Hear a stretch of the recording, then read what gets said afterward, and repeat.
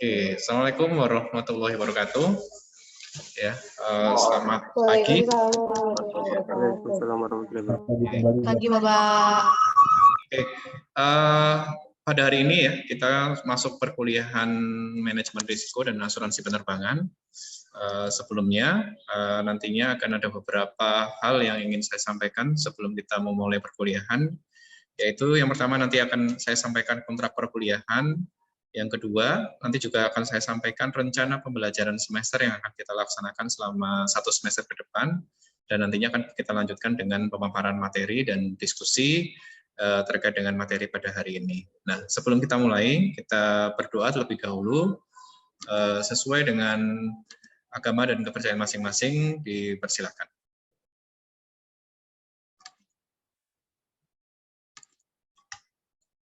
Baik, cukup? Ya, sebelumnya nanti akan saya share materinya dalam bentuk RPS dan kontrak perkuliahannya, baru nanti akan saya kirim sampaikan juga materi ya pertemuan pada hari ini. Kemudian nanti juga setiap materi yang akan saya berikan, setiap materi yang saya sampaikan itu juga nantinya akan saya kirimkan juga melalui e-learning ya. Jadi nanti Anda bisa mempelajari materi yang sudah kita pelajari atau sudah Anda dapatkan di kelas, juga nanti Anda bisa pelajari kembali. Ya. Nah, untuk yang pertama, sebelum saya akan menyampaikan rencana pembelajaran semester yang akan kita lakukan selama 1 semester ke depan, saya akan menyampaikan terlebih dahulu terkait dengan kontrak perkuliahan dan aturan perkuliahan dari perkuliahan manajemen risiko dan asuransi penerbangan ini. Ya, sebelumnya saya perkenalkan diri dari saya yaitu Adipura Danang Maulana. Ya, saya di sini diamanahi untuk mengajar mata kuliah ini. Untuk background pendidikan saya di bidang manajemen ya, kemudian terutama di bidang risk management, saya mendapatkan sertifikasi risk management dari American Academy Project Management. Yang mungkin nanti bisa membantu Anda semuanya dalam menjalankan proses perkuliahan ini. Nah, ini aturan perkuliahan dasar yang nantinya harus kita sepakati bersama, mulai dari instruksi diskusi, ya, kemudian juga terkait dengan batas keterlambatan, kemudian aturan-aturan perkuliahan. Pembelajaran yang kita lakukan itu bisa Anda terima dengan baik, yaitu adalah terkait dengan model pembelajaran atau metode pembelajaran yang kita gunakan. Metode pembelajaran yang digunakan oleh kelas kita yang nantinya adalah menggunakan yang pertama problem based learning ya, atau proses pembelajaran berdasarkan masalah atau studi kasus biasanya. Ya, yang kedua itu berdasarkan project ya. Jadi nantinya akan kami tugaskan untuk membuat project yang nantinya bisa Anda kerjakan secara individu maupun kelompok, yang nantinya dalam project tersebut Anda akan praktek di lapangan, kemudian nanti akan bisa mengerjakan suatu project tersebut, dan tentunya nanti akan kita sesuaikan dengan capaian pembelajaran yang nantinya harus Anda kejar atau dapatkan tempuh dalam waktu 1 semester. Kemudian ini adalah RPS ya, RPS yang nantinya akan kita laksanakan selama 1 semester ke depan ya. Mata kuliah ini sekali lagi ya, saya cek mata kuliah ini adalah mata kuliah Manajemen Risiko dan Asuransi Penerbangan di program studi Diploma 4 Manajemen Transportasi Udara. Ya. Nah, ini dalam RPS ini ya ada beberapa keterangan, dan RPS ini sudah saya kirimkan melalui e-learning yang nantinya Anda bisa pelajari, dan tentunya itu menjadi satu fungsi kontrol juga bagi Anda kepada saya juga untuk apakah yang materi ini sudah diajarkan, ataukah ini yang belum terlewat dan sebagainya, nantinya bisa Anda sampaikan kepada saya selaku dosen. Nah, di sini ya ada beberapa keterangan ya, mulai dari bobot SKS-nya yaitu 2 SKS yaitu 14 kali pertemuan nantinya.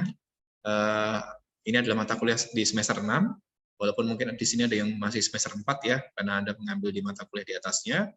Kemudian di sini juga ada beberapa capaian pembelajaran program studi. Nah, capaian pembelajaran program studi ini adalah yang nantinya harus Anda tempuh ya. Yang ini merupakan CP ya, atau capaian pembelajaran dari program studi kita, yaitu manajemen transportasi udara. Yang di sini ya, capaian pembelajaran program studi ini saya turunkan selaku dosen, saya turunkan menjadi capaian pembelajaran mata kuliah. Yang di sini ada poin sikap, poin pengetahuan, ada poin keterampilan utama ya ataupun keterampilan khusus ya. Nah, di sini maksudnya sikap itu apa? Saya sampaikan sekali lagi ya, bahwa nantinya Anda itu juga harus dinilai dari sikap tadi yang saya sampaikan di kontrak perkuliahan tadi. Anda juga harus bisa melampaui capaian pembelajaran yang di poin pengetahuan, keterampilan utama dan keterampilan khusus yang nantinya capaian pembelajaran ini yang nantinya akan Anda tempuh, ya akan Anda lalui di mata kuliah ini. Yang pertama adalah poin sikap. Sikap di sini saya bacakan ya, taruna-taruni mampu berpikir kritis dan berpikir analitis terkait identifikasi risiko di perusahaan penerbangan. Ya. Yang kedua, taruna-taruni mampu memahami teori-teori dan pola-pola dalam manajemen risiko di perusahaan penerbangan, itu di pengetahuan ya. Jadi nantinya capaian pembelajaran di poin sikap itu adalah nantinya Anda bisa berpikir kritis dan berpikir analitis terkait dengan identifikasi risiko. Karena di identifikasi risiko itu Anda harus membutuhkan kemampuan ini. Ya, tentunya nanti kita latih dalam bentuk tadi studi kasus. Ya, karena kalau misalnya hanya sekedar Anda membaca tanpa ada praktek secara langsung, itu nantinya Anda akan kesulitan. Tentunya ini Anda harus praktek secara langsung. Oh, Anda membayangkan menjadi seorang manajer di perusahaan penerbangan, oh ada kasus seperti ini, kemudian Anda bagaimana cara menyelesaikan permasalahan tersebut, itu nantinya model-model pembelajarannya akan seperti itu. Nah, termasuk pengetahuan, di sini ada aspek pengetahuan, capaian pembelajarannya, yaitu Anda nanti bisa memahami teori-teorinya dan pola-pola dalam manajemen risiko. Karena dalam manajemen risiko itu terdapat banyak teori ya dan pola-polanya. Yang ketiga, itu adalah keterampilan umum, yaitu taruna-taruni mampu menjelaskan berbagai konsep identifikasi risiko yang ada di perusahaan penerbangan. Ya, identifikasi risiko. Anda nantinya akan praktek bagaimana mengidentifikasi risiko yang ada di perusahaan penerbangan. Ya. Yang kedua itu adalah taruna-taruni mampu menilai jenis risiko, membuat risk register, ya, dan dalam bisnis penerbangan. Termasuk dalam hal ini adalah membuat HIRA. Ya, ini saya tambahkan, ya nanti Anda akan membuat HIRA, yaitu Hazard Identification Risk Assessment. Yang keempat itu adalah keterampilan khusus, yaitu taruna-taruni mampu mengambil keputusan, ya, membuat sebuah keputusan bisnis. Dalam hal ini adalah manajemen risiko. Ya, itu tentunya tidak mudah, tapi nanti insya Allah kemampuan ini akan Anda butuhkan ketika Anda nanti berkarir di dunia penerbangan. Ya, itu adalah capaian pembelajaran ya yang nantinya akan Anda tempuh dalam 1 semester ini. Ya, ini ada deskripsi singkat mata kuliahnya ya. Jadi mata kuliah ini tuh bertujuan membahas tentang pengelolaan risiko secara efektif dan terstruktur di dalam organisasi bisnis penerbangan. Pembahasan mencakup perspektif manajemen risiko dan strategi pengelolaan risikonya di bisnis penerbangan. Bisnis penerbangan itu tidak hanya maskapai saja, ada bandara atau bandara udara, ada airline atau maskapai penerbangan, ada juga mungkin nanti bisnis-bisnis penerbangan yang terkait dengan bisnis penerbangan itu. Misal contohnya perusahaan jasa logistik, perusahaan pengolahan kargo, ya, pengolahan jasa ground handling dan lain sebagainya. Kemudian juga nantinya kita akan menyinggung terkait dengan bagaimana penerapan dalam ISO 31000 yang terkait dengan risk management. Ya, nantinya sumber-sumber analisis topiknya itu bisa berasal dari isu-isu terbaru ya yang saat ini ada, termasuk juga nanti tambahnya dari berbagai jurnal. Ya, ini tadi materi pembelajaran yang tadi sempat saya singgung di kontrak perkuliahan, mulai dari bagaimana risk management di airline industry sampai dengan undang-undangnya, sampai dengan contoh-contohnya penerapan asuransi penerbangan. Nah, referensi yang saya gunakan itu adalah dengan judul utama Value Economic and Risk Management in Aviation Business Strategic, ya. Ya, pengarangnya adalah Asia Pucuk Hilmas dan Ryan G. Flores, ya, penerbitnya Springer. Nanti Anda bisa mencari buku referensi ini ya secara mandiri ya. Kemudian nanti media pembelajaran kuliahnya itu bisa online seperti ini atau juga bisa offline. Ya, nanti seiring dengan perkembangan ini ya, perkuliahan itu bisa dilakukan secara online maupun offline, ya dimanapun Anda berada. Kemudian terkait proses assessment, ya penilaian, itu yang tadinya masuk dalam kontrak perkuliahan tadi ya, bahwa proses penilaian Anda sekali lagi itu berdasarkan hal yang objektif, bukan subjektif. Nah, itu berdasarkan apa yang Anda kerjakan, mulai dari kehadiran, sikap, tugas, kuis, ujian tengah semester sampai dengan ujian akhir semester. masing-masing kehadiran 10%, sikap 10%, ujian tengah semester 30%, ujian akhir semester 30%. Jika di total ini adalah 100%. Ya. Kemudian norma akademik yang harus Anda lakukan itu adalah kehadiran minimal 75%, kemudian adalah kegiatan pembelajaran dilakukan secara resmi berdasarkan jadwal yang sudah ditentukan, kecuali nanti ada perubahan yang ditetapkan bersama ya. Misalnya ada perubahan jadwal, kita sepakati bersama, kemudian toleransi keterlambatan 15 menit, ya. Kemudian pengumpulan tugas sesuai jadwal, jika tidak, mohon maaf sekali, dianggap tidak menyelesaikan tugas. Kemudian yang berhalangan sakit itu nanti harus dibuktikan di surat keterangan sakit, yang nanti bisa disusulkan jika mungkin saat ini belum ada, ya. Nanti disampaikan saja melalui grup WA yang sudah kita buat. Kemudian berpakaian seragam, ya, sesuai dengan apa yang sudah ditentukan oleh pihak kampus. Nah, kemudian juga yang tidak kalah penting, kita menerapkan integritas. Integritas itu adalah kejujuran, ya.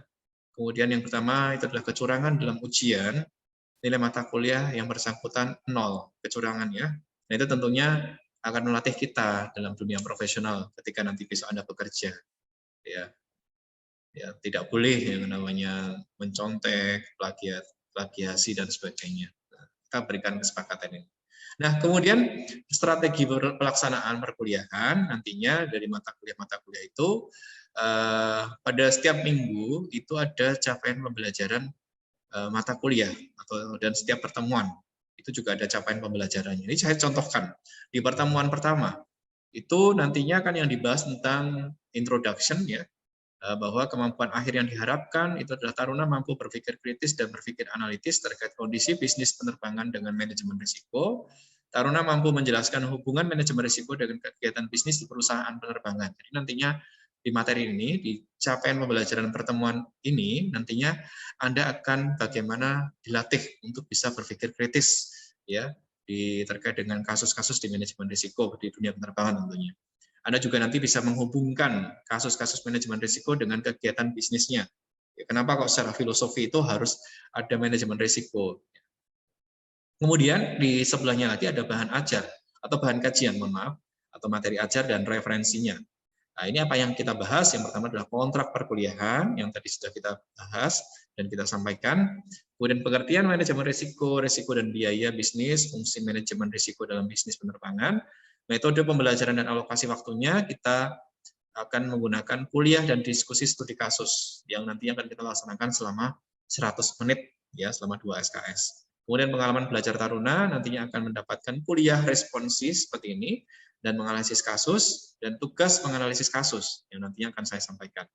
Kemudian kriteria penilaiannya itu ada poin sikap, ada pengetahuan, ada keterampilan umum. Ya, pertama indikatornya itu adalah kriterianya adalah pertama dari sisi sikap dan pengetahuan itu penjelasan analisis dan penerapan tepat, rasional dan didukung referensi. Keterampilan umumnya jawaban laporan ditulis dengan baik dan tepat.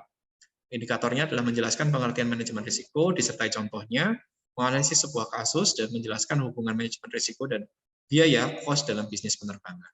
Nah, ini ya bobot nilainya 5. Nah, ini yang nantinya harus Anda pahami. Ya, nantinya sampai ke bawah itu juga seperti itu. Jadi setiap pertemuan akan ada capaian pembelajaran mata kuliahnya. Dan itu secara tertib nantinya akan kita laksanakan. Di materi selanjutnya yaitu risk management in airline industry. Ya. Jadi secara pengenalannya ya bahwa risiko ya itu bisa dikatakan sebagai kombinasi dari suatu peristiwa dan konsekuensinya. Ya, dapat menimbulkan peluang, keuntungan atau ancaman dari sebuah keberhasilan. Dalam istilah statistik ya didefinisikan dalam varian aktual pengembalian di sekitar pengembalian yang diharapkan. Nah, yang poin nomor 2 itu menarik ya bahwa risiko itu bisa ya menjadi sebuah peluang, bisa menjadi sebuah ancaman. Jadi ketika kita ada sebuah risiko itu kita sudut pandangnya harus diubah. Tidak selalu harus dihindari. Tetapi juga karena risiko tadi bisa berpotensi juga loh menjadi sebuah peluang.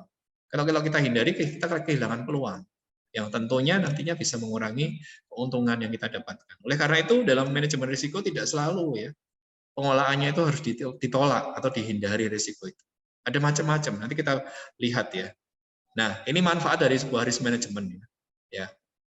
Manfaatnya tadi yang disampaikan Mbak Farha ya, menyediakan kerangka kerja ya, untuk kegiatan di masa yang akan datang berlangsung secara konsisten dengan cara yang terkontrol. Ya, jadi dalam melaksanakan bisnisnya itu bisa secara terkontrol ya.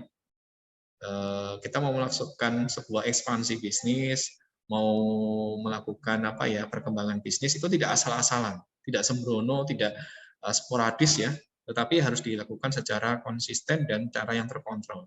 Caranya gimana ya tadi membuat risk management tadi. Ya, kemudian yang kedua adalah meningkatkan percepatan pengambilan keputusan. Seorang leader itu harus cepat mengambil keputusan.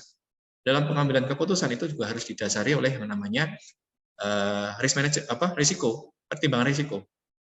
Ya, misalnya seorang manajer ketika mau mengambil sebuah keputusan, ya, saya mau membeli armada A, ya, itu juga harus dibarengi dengan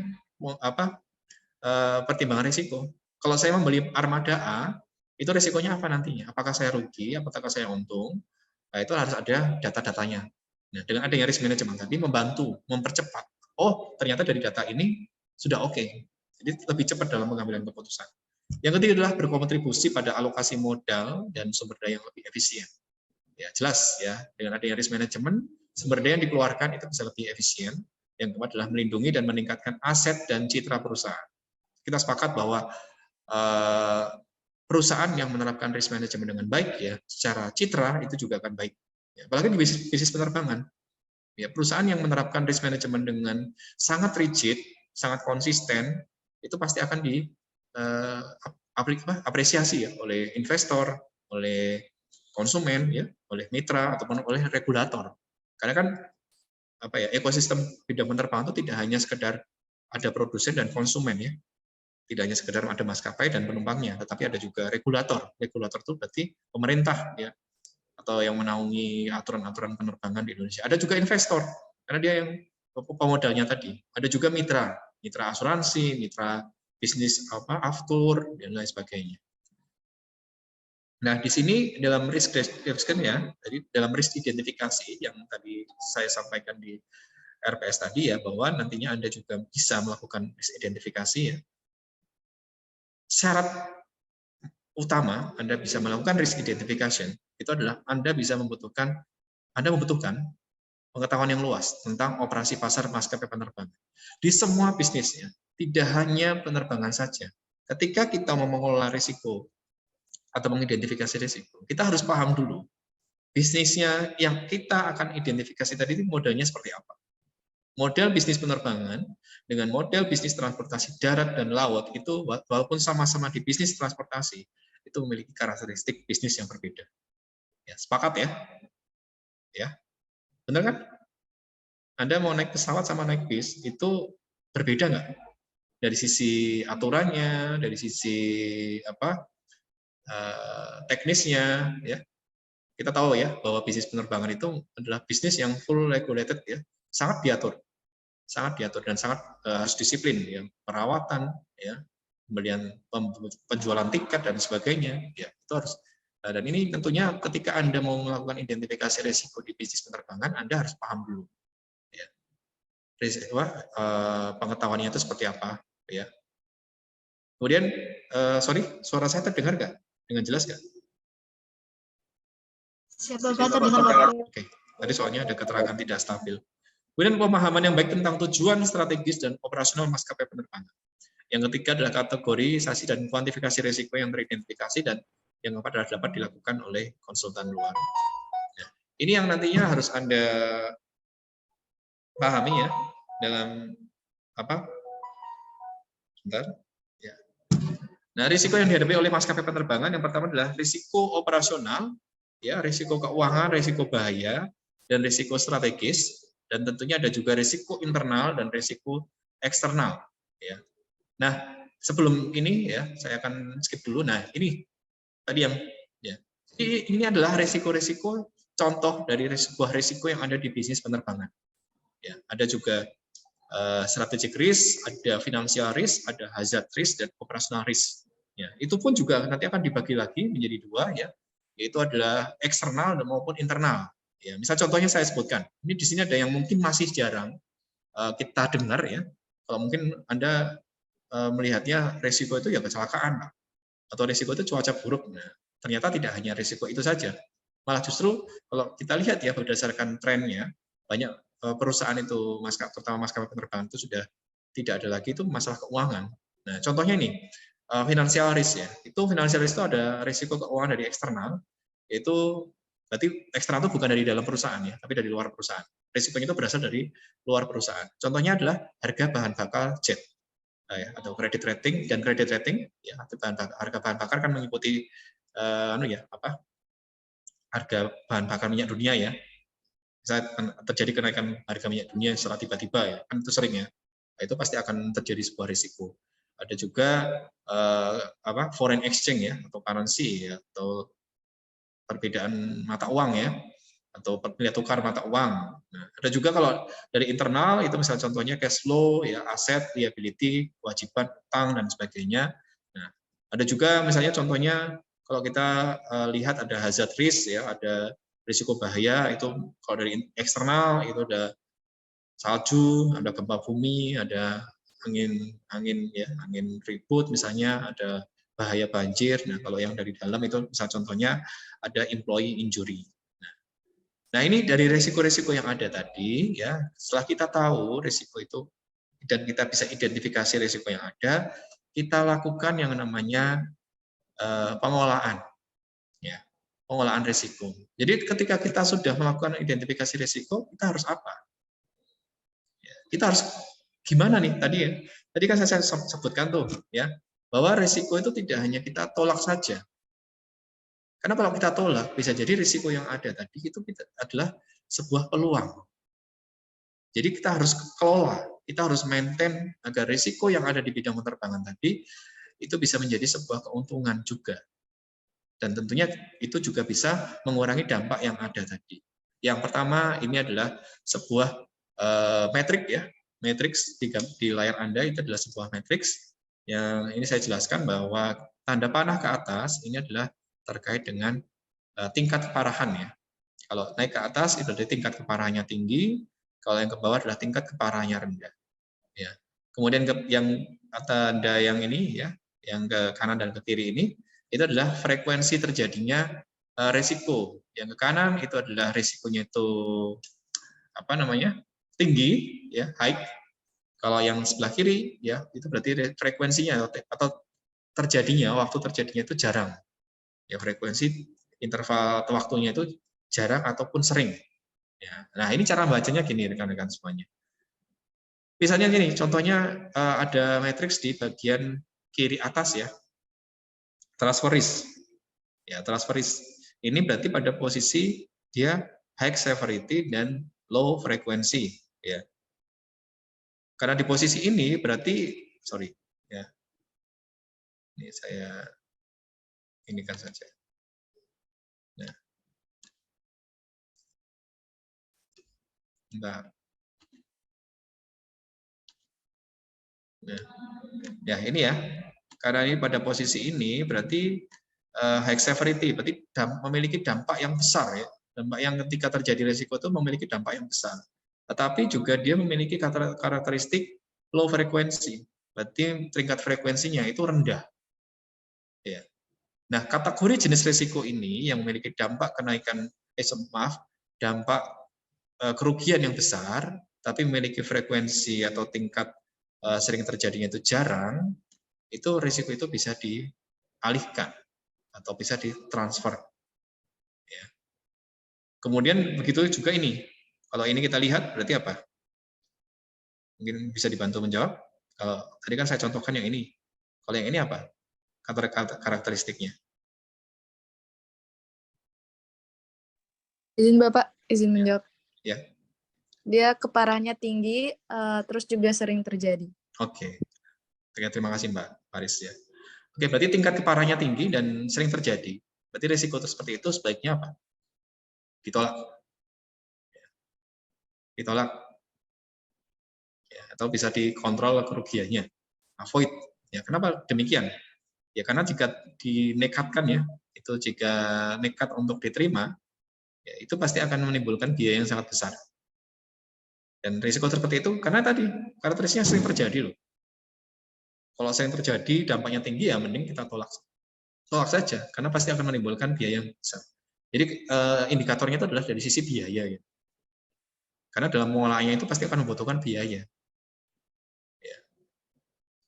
Nah, kemudian undertaken or ignores risk, berarti ini ya tadi frekuensinya rendah ya atau jarang terjadinya itu rendah atau tidak sering, tapi juga memiliki tingkat keparahannya yang kecil atau sedikit keparahannya. Oh, berarti kalau model seperti itu diterima risikonya. Karena kalau ditolak itu sayang, pasti akan ada peluang di situ. Dan ini membutuhkan biaya yang sangat kecil atau relatif kecil. Kenapa kok kecil? Ya karena frekuensinya terjadinya jarang. Ya, dan tingkat keparahannya juga kecil. Alih-alih kita tolak, ya risiko tersebut kita terima. Begitupun ini ya. Kalau tingkat keparahannya kecil ya atau sedikit ya tapi memiliki sering terjadi ya. Itu berarti cara pengelolaan risiko yang kita gunakan adalah dengan cara mengurangi ya, mengurangi risiko tadi. Caranya gimana ya? Contohnya membagi risiko tadi. Ya. Saya contohnya dengan membuat SOP, membuat simulasi pelatihan, ya, membuat simulasi dan lain sebagainya. Ya. Bagaimana caranya mengurangi dampak terjadinya risiko tadi? Alih-alih ditolak. Jadi kesimpulan dari apa yang saya sampaikan dalam matriks ini, ya, risiko yang ada di bidang penerbangan itu tidak selamanya, ya, tetapi bisa dikelola. Nah, contohnya tadi transfer risiko itu apa? Transfer risiko itu contohnya asuransi. Ya, asuransi. Kenapa kok ditransfer? Ya karena kalau jarang terjadi, ya, tetapi dampaknya besar. Perusahaan kalau nanggung itu bisa rugi. Oke, selanjutnya kita skip dulu ya. Kalau ada pertanyaan, kita masuk ke sesi apa namanya? Studi kasus ya. Seperti yang saya sampaikan tadi bahwa setiap pertemuan nantinya saya akan memberikan sebuah studi kasus terutama di bidang penerbangan, yang manajemen penerbangan ya, yang nantinya Anda bisa mudah-mudahan bisa memahami dari setiap konteks teori yang sudah kita lakukan atau kita bahas tadi dan kita aplikasikan dalam bentuk studi kasus. Jadi nantinya Anda bisa belajar tentang kritis berpikir analitisnya seperti apa, belajar membuat sebuah solusi dari sebuah permasalahan dan belajar memutuskan sebuah masalah. Nah, di sini ada yang sudah di slide Anda, ya. Ini Anda akan bermain peran ya. Anda akan membayangkan diri Anda ini adalah seorang manajer risiko. Ya, ini amin ya. Semoga nantinya Anda tulisan ini menjadi doa buat Anda ya. Anda bisa jadi seorang manajer di perusahaan penerbangan. Anda adalah seorang manajer risiko di salah satu maskapai penerbangan yang ada di Indonesia.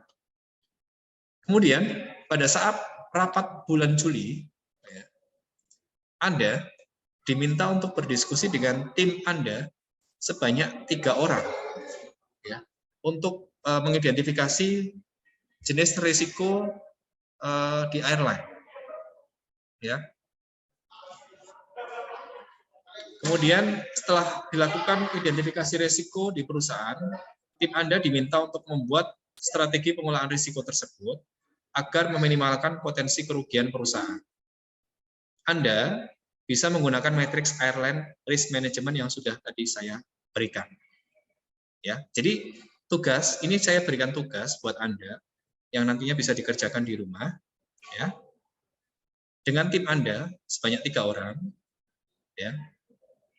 Nantinya Anda bisa menggunakan airline risk matrix-nya tadi yang sudah saya berikan. Kemudian, ya ini seperti ini ya matriksnya. Kemudian nanti minggu depan, ya di pertemuan selanjutnya, Anda bisa mempresentasikan hasil dari diskusi dengan tim Anda. Ya, nanti akan saya share melalui e-learning tugas ini. Harapannya nanti Anda bisa berdiskusi dengan baik dengan teman Anda dan mencari sebuah solusi dari permasalahan yang ada yang sudah saya berikan. Ya. Oke, bisa dipahami dengan tugas yang saya berikan?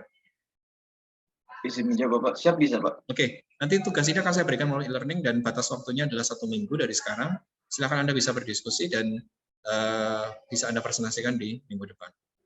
Baik, mungkin kita cukupkan ya untuk perkuliahan pada hari ini.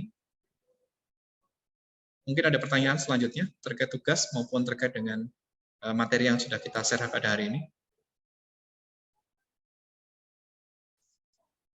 Jika tidak ada, ya kita tutup perkuliahan pada hari ini dengan membaca doa sesuai dengan agama dan kepercayaan masing-masing. Dipersilakan.